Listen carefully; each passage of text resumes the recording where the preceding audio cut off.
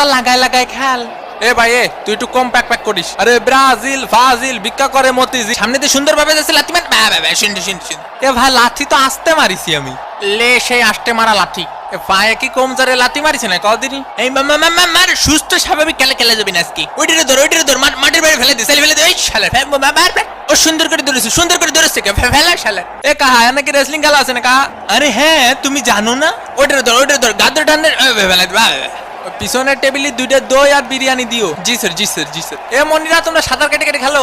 এ ভাই এ খেলা বন্ধ করেন। এ ভাই আমার ঠ্যাং ভেঙে দিয়েছে। এ রেফারি কা আমার প্যান্ট ছিঁড়ে ফেলিছে। এটার মানে কি ভাই? নরমাল কাপড় দিয়ে প্যান্ট বানালে তো ওরকম হবে, তুমি 2 টাকা দিয়ে সেলাই করে নিও। ব্রাহ্মণ বাড়িয়াতে 2টা বিরিয়ানি দাও। পাটা ভেঙে দিয়েছে, দেখিসো বাবা দেখিসো রক্ত বেরোচ্ছে। এ রেফারি কা এদিকে আসেন।